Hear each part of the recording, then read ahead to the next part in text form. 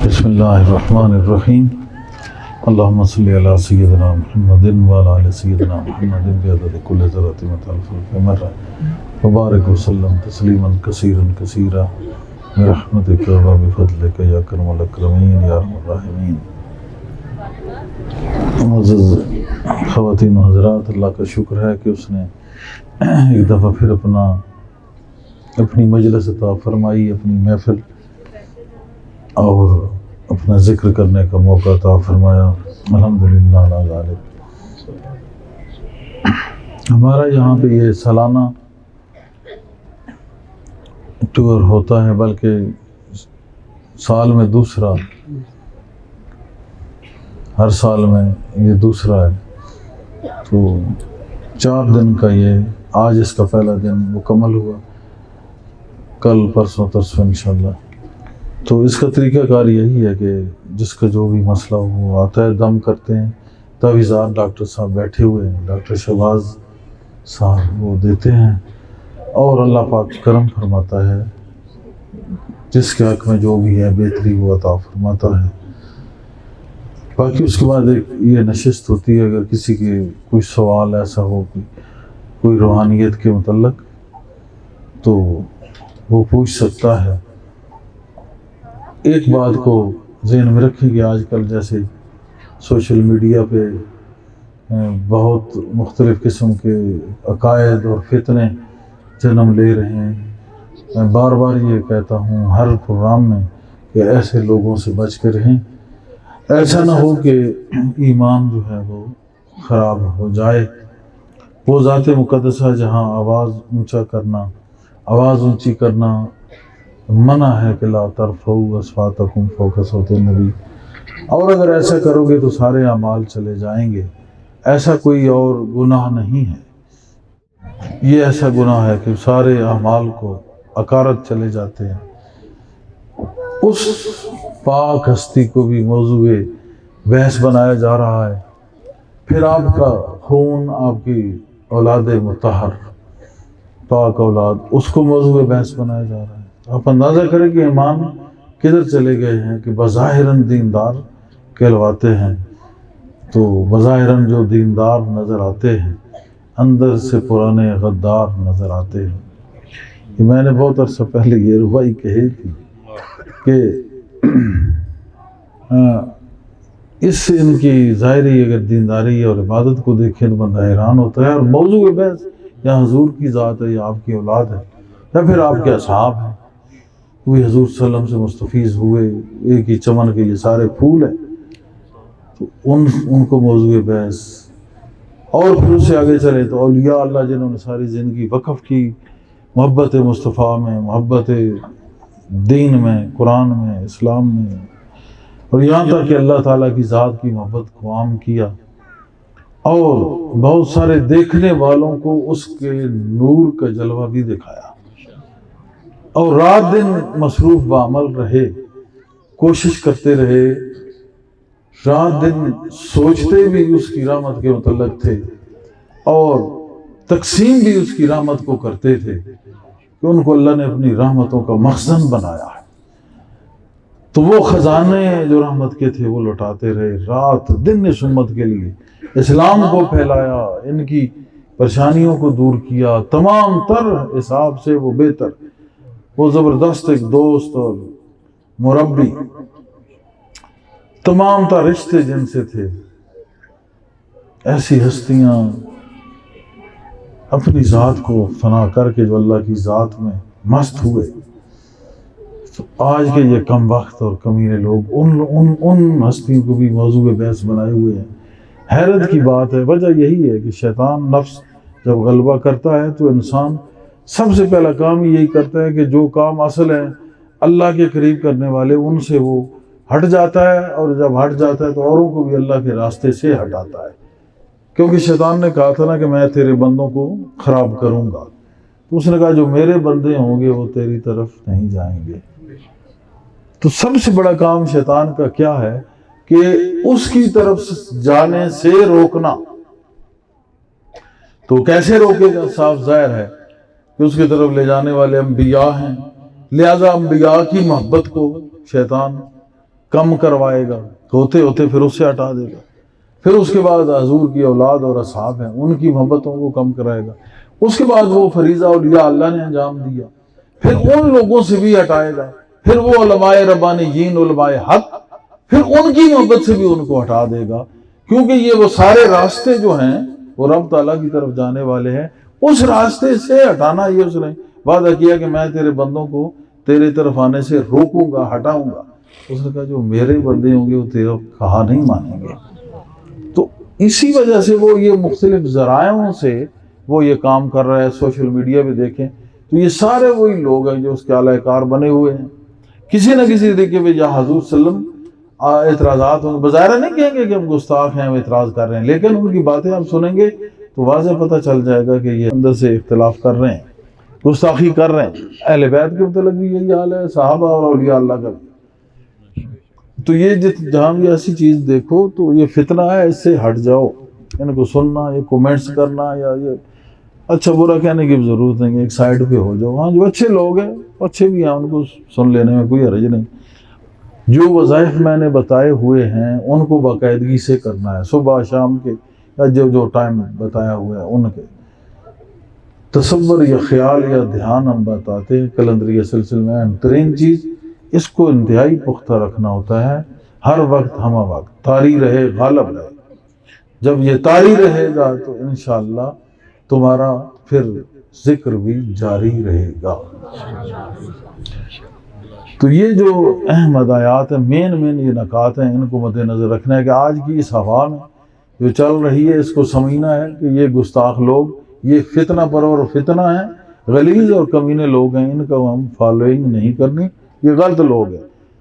جو صحیح العقیدہ جو صحیح لوگ ہیں وہ ہیں، ان کی بات نہیں کر رہے، لیکن جو اس موازنے میں جو کسی کا موازنہ کر رہے ہیں یا توہین کر رہے ہیں اہل بیت کی، صحابہ کی، اولیاء اللہ کی، ایسے لوگوں سے بچنا چاہیے، یہ فتنہ ہے۔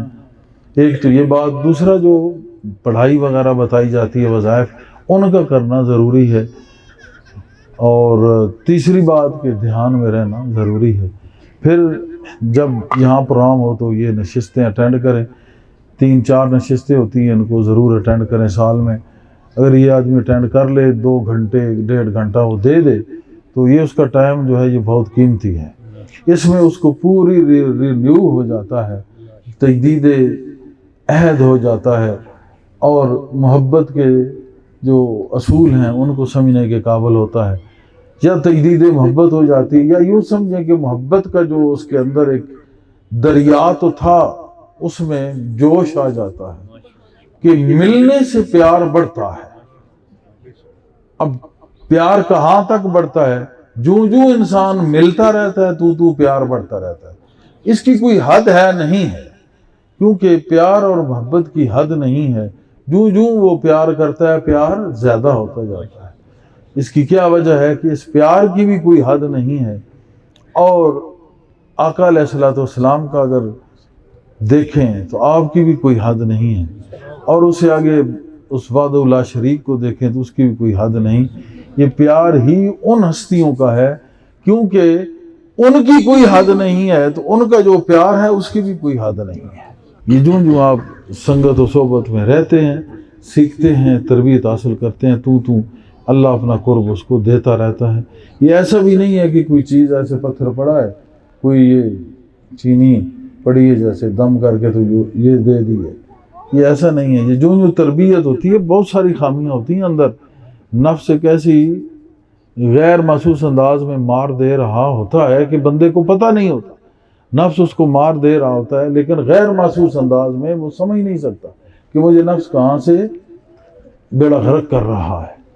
تو وہ تبھی پتہ چلتا ہے کہ جب ٹیچر، شیخ اور مرشد، انگلش میں کہیں تو ٹیچر کہیں گے، عربی میں شیخ کہیں گے، اور اسی طرح مرشد کہیں گے، اور پیر فارسی میں کہتے ہیں اور ہماری زبان میں بھی کہتے ہیں، تو یہ ایک ہی چیز کے نام ہے کہ استاد جو ہے، روحانی استاد جو ہے، اسپرچول ٹیچر جو ہے، جو اس سے ہمارا کنیکشن رہے گا، جو اس افیکشن میں ہوں گے تو ہماری کمپلیشن ہوتی رہے گی،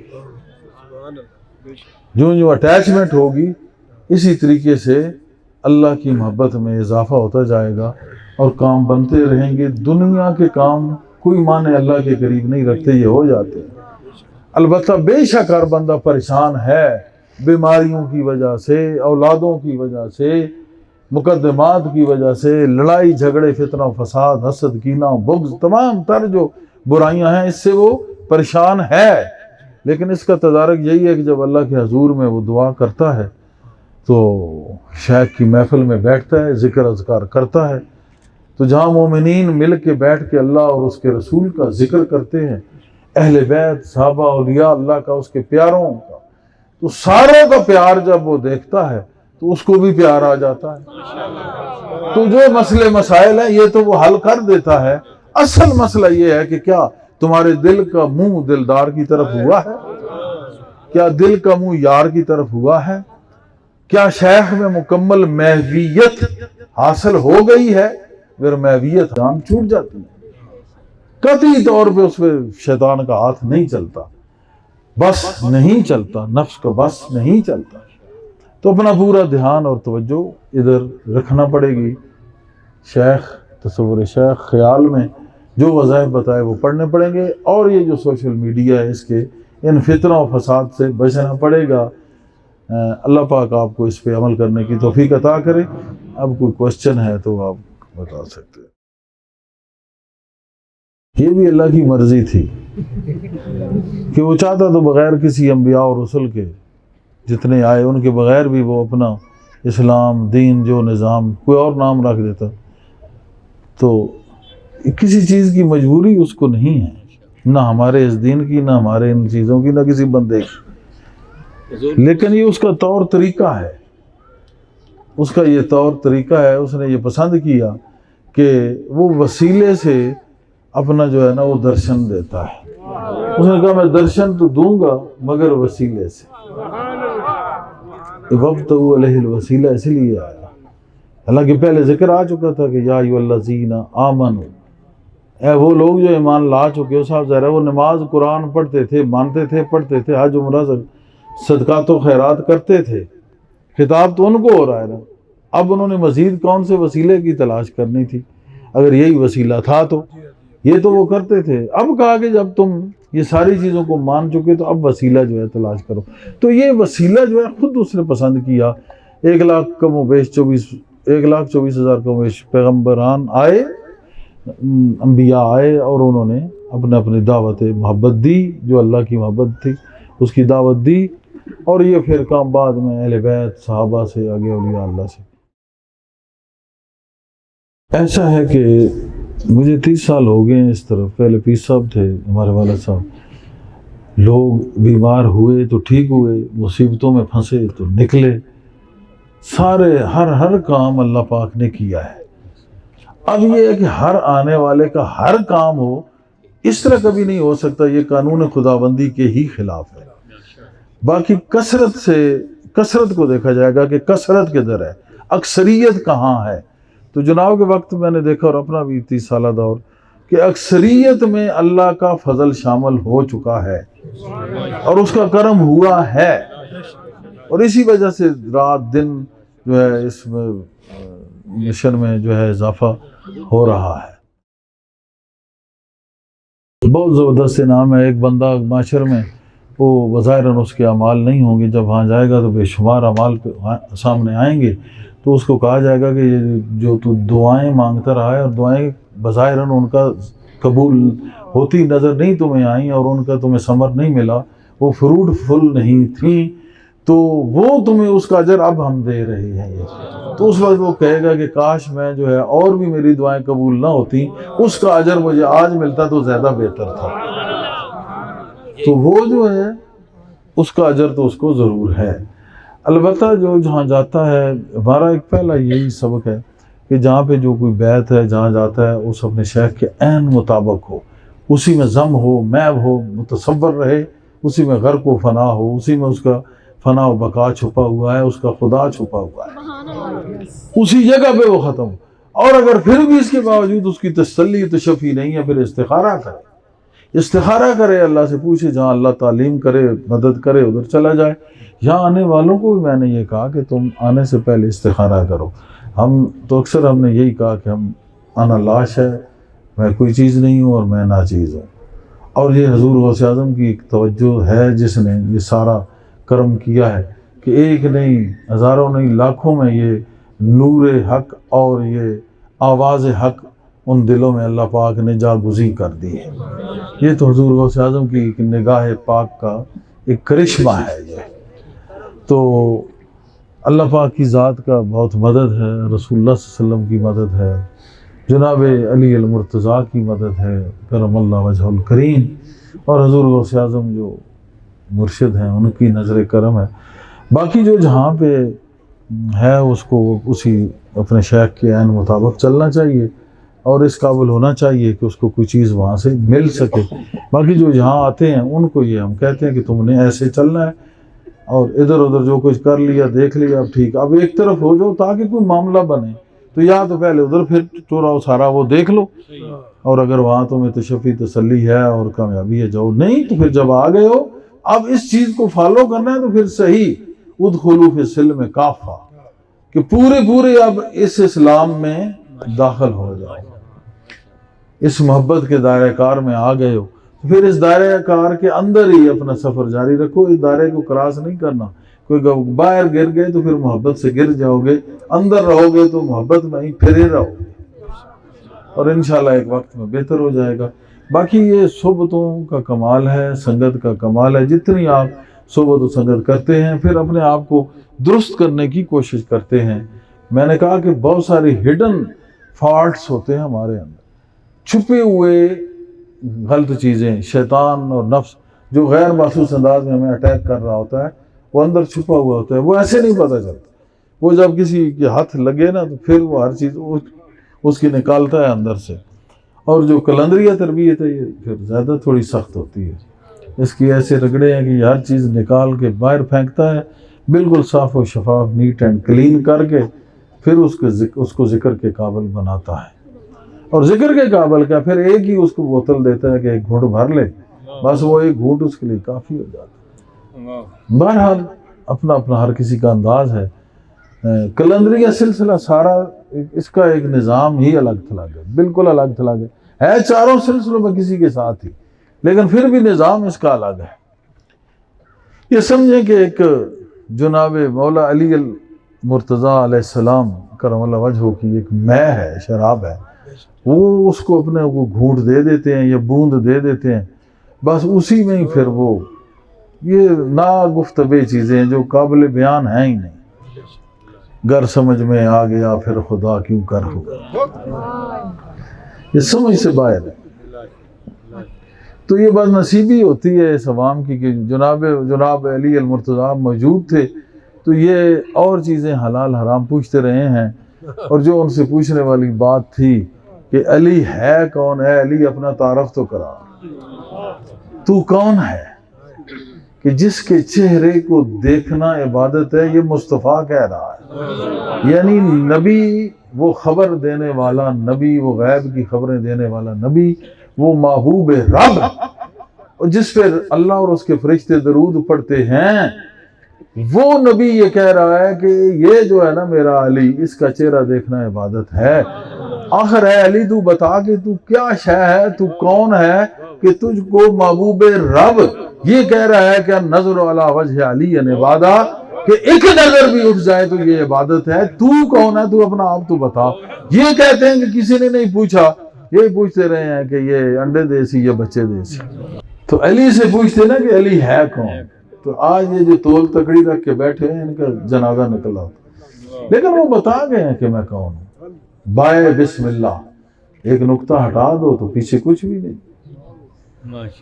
تو پوچھنے والوں نے ان سے بھی اسی طرح ہی بہت جناب بہت پیار کا مرکب تھے، مشہوری تلوار کی ہے، وہ تو آپ کا نشان تھا، اور وہ اس وقت وہ تلوار اٹھتی تھی جب پہلے سمجھاتے تھے کہ یہ ہے یہ ہے یہ ہے یہ ہے سارا کچھ، جب نہیں سمجھ آتی تھی تو پھر وہ ایک دفعہ اوپر دیکھتے تھے کہ خزانہ تقدیر میں کیا ہے، اور پھر آپ دیکھ لیں کہ ایک ہی ضرب لگائی ہے، کیونکہ تقدیر پوری کرنی ہے، تقدیر پوری کرنی ہے، ایک ہی ضرب میں پار، چاہے آگے ڈھال آئی ہے، تلوار آئی ہے، کوئی شے آئی ہے، دوسری ضرب جناب کی زندگی میں ثابت۔ کہتے ہیں 1000 تکبیر بلند، اس ساتھ کہتے تھے اللہ اکبر۔ تو وہ ایک کہتے ہیں میں کنارے پہ ایک جنگ میں سفین یا نام نہیں یاد، جمل یا جو بھی، تو میں گنتا رہا، رات کا وقت تھا، جنگ ہو رہی تھی، تو گنتا رہا 1000 تکبیر آپ نے بلند کی، تو صبح وہاں پہ 1000 سریاں پڑی ہوئی تھی۔ اس کا مطلب ہے کہ ایک ہی ضرب لگتی تھی، کیونکہ تقدیر پوری کرنی تھی۔ ورنہ وہ علی کی انتہائی متحمل مزاج، انتہائی مرکب عشق، پیکر عشق، منبع عشق، کہ تھوک دیا ہٹ کے اوپر، اب ماروں گا تو اپنی ذات کے لیے ہے۔ تو علی تو ذات کو چھوڑ چکا ہے، تو جب علی ذات کو چھوڑ چکا ہے تو یہ تو مار رہا ہے اس کے لیے، اب اگر مارے گا تو ذات کے لیے، تو اس کا تو کچھ نہ رہا، تو ذات کو اس نے چھوڑا ہے۔ اور جب علی نے ذات کو چھوڑا ہے تو یہ علی العظیم تک پہنچ گیا ہے، اس علی کا مقام اس کی بارگاہ تک پہنچ گیا، گویا رسائی اس باری تعالیٰ کی بارگاہ میں جناب کی تھی۔ بہت سارے ایسے واقعات ہیں، بہت سارے ایسے واقعات، باقی بھی سب کو سلام ہے، کیونکہ ان کی تصدیق اگر آپ نہ کرتے تو آج ہم ان کو نہ مانتے۔ انہوں نے صداقت کی بھی تصدیق کی، عدالت کی بھی تصدیق کی، انہوں نے سخاوت کی بھی تصدیق کی، اس لیے آپ مصدق ہیں۔ پھر آپ کا وقت آیا تو آپ نے پھر اس عہدے ظاہری کو قبول نہیں کرتے تھے، پھر سب نے کہا کہ معاشر میں ہم یہ سوال اٹھائیں گے، پھر آپ نے وہ قبول کیا، اور بادل ناخواستہ لیکن اس قوم نے آگے کس طرح بیہیویئر کیا۔ تو یہ آج نئی بات نہیں ہے، جو حق پرست ہوتے ہیں، جو توحید پرست ہوتے ہیں، جو سچے توحیدی اور موحد ہوتے ہیں، ان کے لیے پریشانیاں آتی ہیں۔ تو جناب علی نے اللہ کو مانا ہے، علی جو تھا وہ علی العظیم کا بندہ تھا، انہوں نے اس کے سوا کسی کو دیکھا ہی نہیں ہے، اگر کہیں بھی دیکھا ہے تو اس میں اس کو دیکھا ہے، جس کو بھی دیکھا ہے اس میں اسی کو دیکھا ہے، اس کو علی کہتے ہیں۔ تو بات کہاں سے شروع ہوئی تھی کہ ان چیزوں پہ آپ نے غور کرنا ہے، جو پڑھائی بتائی، جو دھیان بتایا، تو جو خیال بتایا، کیونکہ جو خیال میں رہتا ہے وہ اچھے حال میں رہتا ہے۔ اور کوئی کوشچن ہے تو بتائیں گے۔ وہ میں نے پہلے کہا کہ یہ سارے کا سارا ایک فتنوں کا دور ہے، دور فتن ہے۔ ہم تو بہت عرصہ پہلے کہہ رہے تھے یہ ظاہر اب ہوئے ہیں کہ یہ دور فتن ہے اور قیامت صغریٰ ہے، ہم اس سے گزر رہے ہیں۔ ہر چیز متزلزل ہو گئی، اپنے پاؤں پہ کھڑی نہیں ہے، کوئی اصل اپنے اصل پہ نہیں رہا۔ آپ روحانی میخانے دیکھ لیں تو ڈھونڈنے نکلیں تو پتہ چل جائے گا۔ اور ایسے نہیں ہے کہ ایک مجمع لگا ہوا ہے، تقریریں ہو رہی ہیں، کتابیں لکھی جا رہی ہیں، واعظ و نصیحت، یہ کوئی بات نہیں ہے۔ بات اور ہے، تقریر بھی ہے، تحریر بھی ہے، مگر تاثیر نہیں ہے۔ غافل تیری بیاض میں اکثیر نہیں ہے۔ وہ جو ضرب ہو تھی جس نے دلوں کی کلیاں کھولنی تھی، وہ تو گئی، رہا صوفی گئی روشن ضمیری، نہیں ممکن امیری بے فقیری۔ تو مسئلہ یہ ہے کہ ساری چیزیں ہیں، وہ چیز نہیں ہے، اور یہ دور فتن ہے۔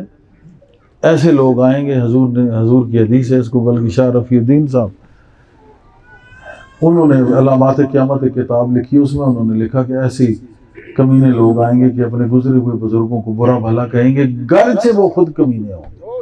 انہوں نے حدیث رقم کی، علامات قیامت اٹھا کے دیکھے شاہ رفیع الدین صاحب کی۔ تو ایسا یہ ہونا ہے۔ وہ ہمیشہ یاد رکھو کہ معجزہ نبی کا ہوتا ہے اور کرامت ولی کی ہوتی ہے۔ ہر خلاف عادت کام اگر ظاہر ہو نبی سے تو وہ معجزہ ہے، اور اگر وہ ظاہر ہو ولی سے تو وہ کرامت ہے۔ یہ تو شروع سے چلا آ رہا، اور اہل سنت کا متفقہ اس پہ ایمان ہے اور متفقہ اس پہ یقین رکھتے ہیں، متفقہ اعلان ہے اور متفقہ عقیدہ ہے کہ معجزہ نبی کا اور کرامت ولی کی. تو جو اس کا مذاق اڑاتے ہیں یا جو کچھ کرتے ہیں وہ اس کو خود بھگتیں گے. یہ تو ایک مکافات عمل ہے. بہت سارے ہم نے لوگ دیکھے ہیں ایسے بکواس کرنے والے، اور ان کو ہم نے ذلیل و خوار ہوتے بھی دیکھا ہے. تو ایسا کوئی مسئلہ نہیں ہے، جو گڑبڑ کرے گا اللہ پاک دیکھ رہا ہے، اس کو پکڑے گا. یہ کام تھا علماء کا، جو صحیح علماء ہیں یہ ان کا کام تھا کہ اپنے جمعے کے خطبے میں اور ویسے بھی تقریری طور پہ جو ینگ جنریشن ہے ان کو بتائیں، یا پھر وہی سوشل میڈیا پہ ان کا اتنا اپنا اثر و رسوخ ہو، ان کی بات میں اتنی بات ہو کہ سننے والے کی بات بن جائے. تو یہ ان کا کام ہے کہ اس پہ کریں. دوسرا یہ ہے کہ جو تو سنگت و صحبت میں آ گئے، جو اندر اس میخانے میں آ گئے، ان کو تو پھر انشاءاللہ ساتھ ساتھ جو وہ بیٹھیں گے پتہ چل جائے گا کہ آقا علیہ السلام، آپ کے اہل بیت، صحاب اور اولیاء اللہ اور یہ اچھے اور سچے اور سچے لوگ یہ کیا ہوتے ہیں، اخلاص اور محبت کیا ہوتی ہے، محبتی کیسے ہوتے ہیں اور منافقین کیسے ہوتے ہیں، ان کو پتہ چل جاتا ہے. باقی سب کے لیے دعا بھی کر سکتے ہیں، اللہ پاک ان کو نجات دے اس دجالی نظام سے، کیونکہ دجال کے آنے سے پہلے چھوٹے چھوٹے دجال آئیں گے. تو میرے خیال میں یہ وہ چھوٹے چھوٹے دجال آ رہے ہیں. کب سے ہے اور کب تک ہے یہ تو ان لمیٹڈ ہے. اس کے اول ہونے میں بھی کوئی حد نہیں اور اس کے آخر ہونے میں بھی کوئی حد نہیں، کیونکہ جب زیرو نہیں تھا تو زیرو جب آیا تو زیرو ہی تھا، ایک نہیں تھا تو ایک سے پہلے کچھ نہیں تھا تو ایک ہی ہے. تو اس وجہ سے وہ اس سے پہلے بھی کچھ نہیں ہے اور اس کے بعد بھی کچھ نہیں ہے. وہ اول و آخر کا معنی یہی ہے کہ وہی تھا وہی ہوگا. تو یہی میں کہتا ہوں نا، جب وہی تھا اور وہی ہوگا آخر پہ، تو اب بھی وہی ہے جو سب سے پہلے تھا، اور کوئی حد نہیں کہاں سے تھا اور کب تک ہوگا یہ بھی کوئی حد نہیں. تو جو اتنا اول تھا کہ بے حد اول تھا اور بے حد آخر ہے، تو کیا وہ اب نہیں ہے؟ تو لہذا تھا بھی تو اور اب ہے بھی تو، تھا بھی تو اب ہے بھی تو. اور باقی یہ جو کچھ ہے یہ اس کی مرضی و منشا سے یہ سارے آئے ہوئے ہیں. یہ اس کی مرضی کے کرشمے ہیں کہ جتنی دفعہ اس نے کی مرضی اتنی شکلیں بنتی گئی. انما امرہ اذا اراد شیئا ان یقول لہ کن فیکون. جو جو وہ ارادہ کرتا گیا، ارادہ اس کی مرضی و منشا ہے، جو جو اس کی منشا خواہش ہوتی گئی، اشارہ ہوتا گیا، یہ شکلیں بنتی گئیں. باقی تھا بھی وہ اب ہے بھی وہ، اور تو ہے ہی کوئی نہیں جو آئے. بس وہ وہی تھا اور وہی ہے اور وہی ہوگا. باقی اس کی مرضی و خواہش ہے. یہ تقدیر ہی اللہ ہی ہے، جو چاہتا ہے ویسے ہوتا ہے. اب دیکھیں نا کہ وہ اس پہ قادر ہے، جو کچھ اس نے لکھا اس کو مٹا سکتا ہے، وہ مٹا سکتا ہے. نئی چیز لکھ سکتا ہے تو لکھ سکتا ہے. جو کچھ وہ چاہے وہ کر سکتا ہے. یہی تقدیر ہے. بس دعا بندہ کرتا ہے تو تقدیر بدل جاتی ہے. لکھنے والا اللہ ہے، بدلانے والا بندہ ہے. مقصد یہ ہے کہ یہی تو میں کہتا ہوں نا، شرک تم نے لگائی ہوئی ہے کہ تقدیر اس نے لکھ لی ہے، سارا کچھ اس نے لکھ لیا ہے. ایوری تھنگ ہیز ڈن، سب از ڈیسائیڈڈ، ہر چیز ڈیسائیڈڈ ہے. تو پھر حکم دعا کیوں ہے؟ دعا و مخل عبادہ، یہ ساری عبادت کا جو نچوڑ ہے وہ دعا ہے. تو کیوں میرے آقا نے فرمایا، آقا نے کیوں دعائیں کی، انبیاء نے کیوں کی، اور صحابہ نے ہر قدم پہ دعائیں سکھائیں، اور اہل بیت کا تو رات دن مناجات ہوتی تھی، ساری رات. اللہ یہ تیری راتیں چھوٹی ہیں. اہل بیت کہتے ہیں کہ ہم مناجات کرتے ہیں تو راتیں ختم ہو جاتی ہیں. ساری رات اہل بیت اللہ کی بارگاہ میں روتے تھے، دعائیں کرتے تھے. جتنے اہل بیت مطہرین تھے، 5 تن آگے 14 ان میں معصوم جو 12 امام، ان کی اور ان کی اولادیں آگے اور سارے جو صحیح، اب تو آتے سارا معاملہ ہی بڑا عجیب و غریب ہو گیا. جو صحیح اہل البیت تھے آج بھی جہاں وہ اصل خون ہے، مناجات کرتا ہے، اللہ سے ڈرتا ہے، پیار کرتا ہے، روتا ہے، مانگتا ہے بار بار اس سے. یہی کام ہم کر رہے ہیں، یہی کام جو بھی سچے مسلمان ہیں وہ سارے کرتے ہیں. تو یہ سارا کچھ جو یہ کر رہے ہیں، اگر everything has been decided then what is this؟ یہ دعا کیا ہے پھر شرک ہے. یہ جب اللہ لکھ چکا ہے اور ہم مٹا رہے ہیں، اس نے لکھ دیا ہم دعا مانگ رہے ہیں جی اللہ تو انج کر دے. تو جو کچھ اللہ کرتا ہے تو پھر ٹھیک ہے، ہونے دو. ایک اور بات بھی ہے، تم یہ فوج کیوں بنا کے رکھی ہے تم نے؟ جو کچھ ہونے تو جو اللہ نے لکھا ہے ہو کے رہے گا. الشقی فی بطن امہ السعید فی بطن امہ. میرے آقا نے فرمایا بدبخت اور نیک بخت ماں کے پیٹ سے ہے. کوئی تعلیم دینے کی ضرورت نہیں، کوئی مدرسہ بنانے کی ضرورت نہیں، کوئی سکول کالج یونیورسٹیز بنانے کی ضرورت نہیں، کوئی فوج توپیں گنے خریدنے کی، ایٹم بم بنانے کی کوئی ضرورت نہیں، کوئی ایئر فورس، نو ایئر مین، نتھنگ، کوئی چیز، نہ ڈاکٹر، دوائی لینے کی بھی ضرورت نہیں، کچھ بھی نہیں، کیونکہ سب کچھ تو اللہ کر رہا ہے. تم درمیان میں مشرک بنے ہوئے ہو، اپنا شرک کر رہے ہو. یہ شرک نہیں ہے، یہ اللہ کی مرضی ہے. 1,20,000 پیغمبر آئیں، یہ مرضی ہے. وہ کچھ کر کے دکھائیں، مرضی ہے. نبی چاند کو توڑے، مرضی ہے. اور سورج کو موڑے، مرضی ہے. غوث اعظم نے بے شمار کرامات صادر ہوئیں. اوروں کو چھوڑیں، آپ کے شہر میں ولیوں کا بادشاہ بیٹھے ہوئے، داتا گنج بخت. کیا جب مسجد بنائی تو یہی تھے اسی وقت بے وقوف جو آج کل نا سوشل میڈیا پہ بھونک رہے ہیں. انہوں نے کہا جی اس کا تو محراب ہی ٹیڑھا ہے. آپ نے مغرب کی نماز میں سب کو دعوت دی، آؤ تمہارے روٹی پکائی ہے. کھانے کا سن کے ویسے نہ آتے ہو، کھانا بڑا لذیذ ہوتا ہے ماشاءاللہ. درویشوں کا کھانا جو ہے نا، لنگر بڑا. سارے آ گئے، ون پونیاں ٹوپیاں، اور کسی نے ترلا چھوڑا ہوا، کسی نے نیچے کچھ رنگ برنگا کام. نماز شروع ہونے سے داتا صاحب مصلی پہ کھڑے ہوئے تو کہا کہ سامنے دیکھو. دیکھا تو سامنے بیت اللہ، ادھر داتا صاحب کا. کہا یہ بیت اللہ کی طرف رخ ہے مسجد کا کہ نہیں؟ اچھا ان کو کوئی جب اور چیز نہیں نہ ملی کہ کوئی خلاف شرع نہیں، کوئی روحانی قوت میں کم نہیں، ظاہری و باطنی قوت میں یہ بندہ طاق ہے جس کا نام علی حجویری ہے. جب کوئی جو انہوں نے کہا جی محراب ڈنگا، اور کوئی چیز نہیں ملی تو انہوں نے کہا آؤ پھر سب کو جب دکھایا سامنے بیت اللہ، انہوں نے کہا ڈنگا ہے یا سدھا ہے؟ سب مان گئے، سب مان گئے. اب یہ کیا ہے؟ یہ اللہ کا کرم جب ہوتا ہے تو یہ ایسے لوگ کرتے ہیں. تو ان کو اللہ نے خود چاہا کہ یہ ایسا کر کے دکھائیں کہ یہ کعبہ ہے، کیونکہ پتہ چلے کہ اللہ کا کوئی بندہ ہے جو ایسا کام کرتا ہے. اسے کیا پتہ چلے کہ واقعتاً کوئی اللہ ہے جس کا بندہ ہے اور یہ اس کا بندہ یہ کر رہا ہے. یہ اللہ کی شناخت ہوتی ہے اس میں، یہ معرفت الہیہ کے باب کھلتے ہیں اس میں. اللہ کی پہچان ہوتی ہے کہ واقعی اس کا کوئی بندہ تھا جس نے اس کا کچھ دکھا دیا. تو اس کا جس کا اس سے تعلق ہو نا، تو اس کا کچھ نہ کچھ وہ ظاہر ہوتا رہتا ہے، اور بہت کچھ ظاہر ہوتا ہے. تھوڑا سا میں کہتا ہوں عقل ہو تو وہ دیکھے، کسی فقیر کی صحبت کو اٹینڈ کرے تو دیکھتا رہے تو اس کو خود سمجھانا شروع ہوگی کہ وہ بالکل عجیب و غریب چیزیں صادر ہوتی ہیں اللہ کی مرضی سے. تو یہ جو اللہ نے چاہا وہ ہوا، اور جو وہ چاہے گا ہوتا رہے گا. یہ اس نے چاہا کہ کرامت کا ظہور ہو، کرامات کا، تو اولیاء اللہ کے ہاتھ سے تب ہوئی.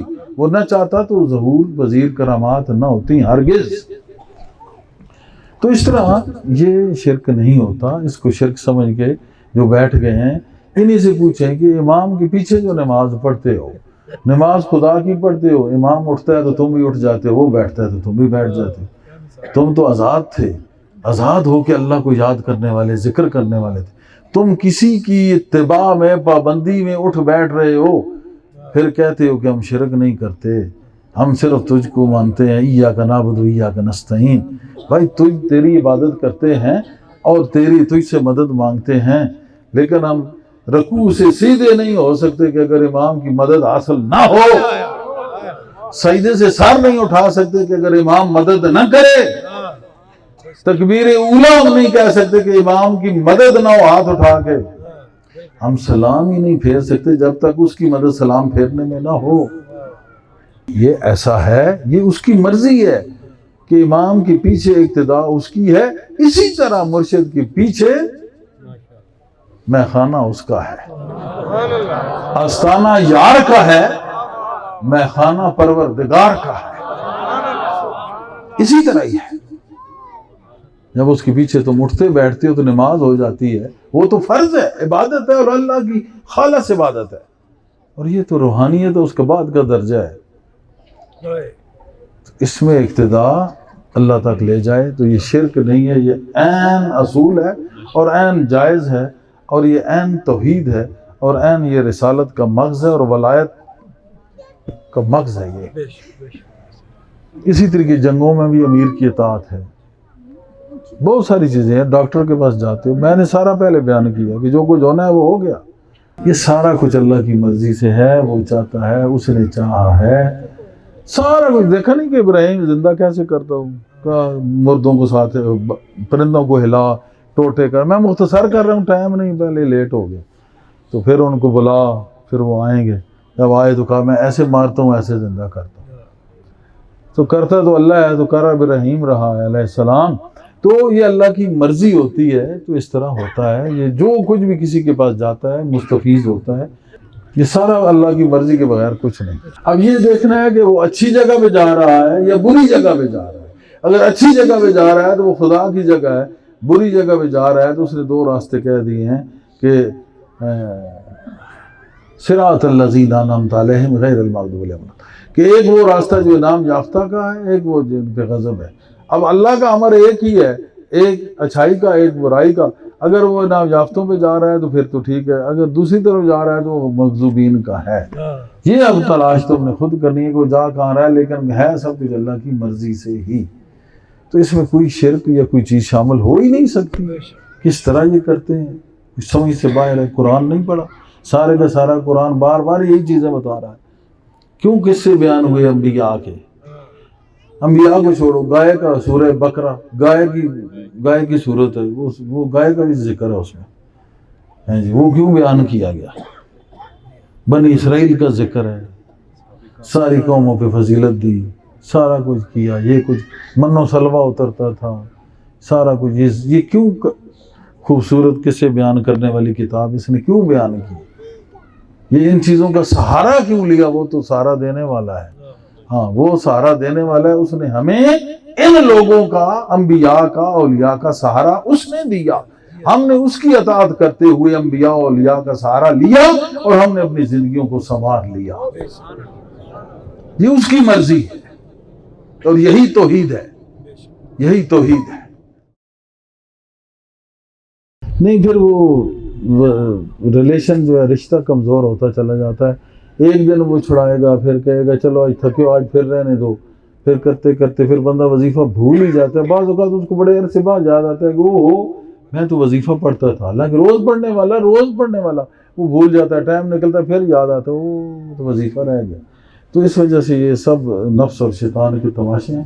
وظیفہ چھوڑنا نہیں چاہیے، چھوڑیں گے تو پیچھے رہ جائیں گے، اس کے لیے یہ حکم ہے، بلکہ پنشمنٹ ہے۔